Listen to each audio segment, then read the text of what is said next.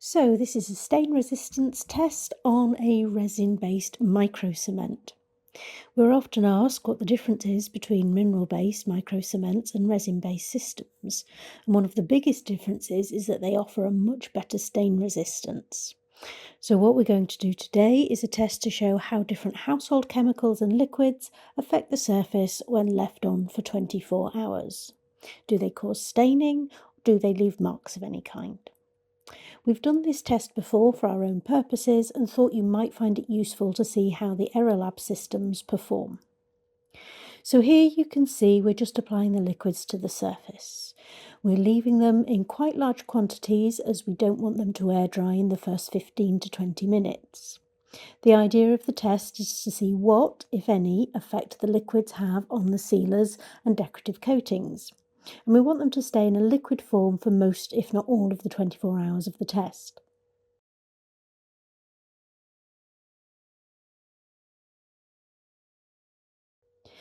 So you can see we have coffee, that's white with no sugar, red wine, which is actually more of a red wine vinegar, as this bottle has been in use for various stain resistance tests in the warehouse for several years now. We also have a thick bleach, apparently the UK's #1 floor cleaner, Flash, and fairy liquid. I can't tell what scent it is from here, but I'm sure it's lovely. As the video runs, you can see in the background the light changing in the windows as this runs on a stop motion setting to show the time lapse over the course of the 24 hours. We used a light on the board overnight to ensure the continuity of filming.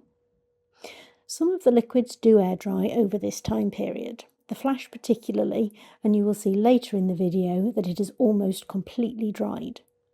The bleach and fairy liquid also show some evidence of drying out, and there's a small splash at the top of the coffee that dries fully. However, the majority of the solutions stay in their liquid form. Needless to say, that is not something you would actually do in real life. You would not leave any of these fluids on a surface for over 24 hours. But this was a test to show how they react over such an extended period.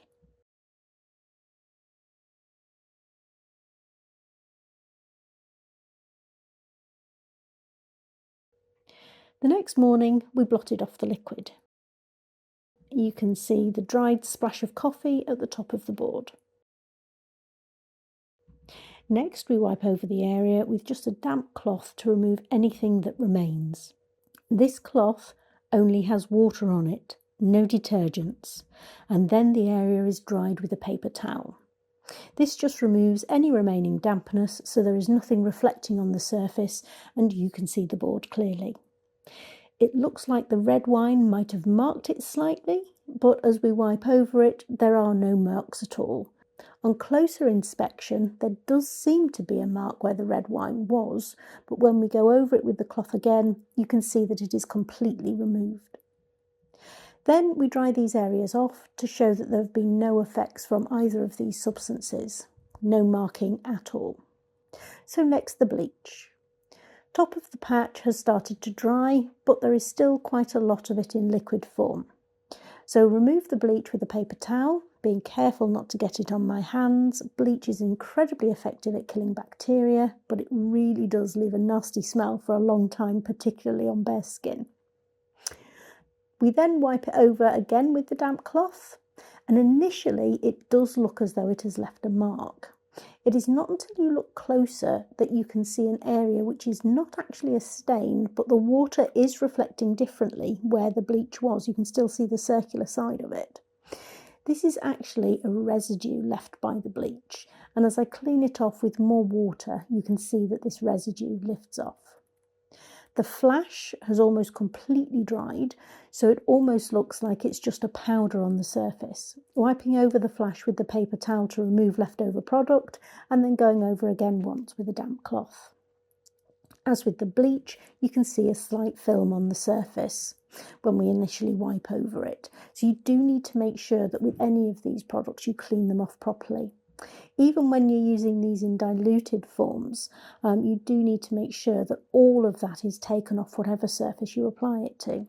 Otherwise, you're leaving this slight residue that will look like marks and that dirt will cling to. And it looks like the floor becomes dirty much more quickly. You can see in the video as I wipe over the fairy liquid, there is still a small amount of residue from the flash, and the more I wipe it over with the damp cloth, the less it is. These cleaning products, Flash Fairy, bleach and that sort of thing, do leave these residues. Bleach residue is slightly more greasy, so it may take a soap-based cleaner over the top of that to lift it. And then again, you'll need to make sure that you clear off the soap residue totally with water. This is why every cleaning product you get will recommend that you clean them off with water. You can see as we go back along the surface that there are no marks at all in any way, shape or form from any of the liquids that were left on it. At the end of the test, we move the board into the natural light to take a closer look, and you can see no marks at all. And as we change the angle and go along the board, you can see there is no damage, no staining. Just a note to finish on, this stain resistance test has been tested on ErreLAB Spatulato resin-based microcement. And other products in their systems have the same performance characteristics. Other systems from other manufacturers may vary. The different ErreLAB finishes can be found on our website and across our social media pages. If you found this video useful, please like and share, and if you have any questions on microcement, do not hesitate to post them in the comments below.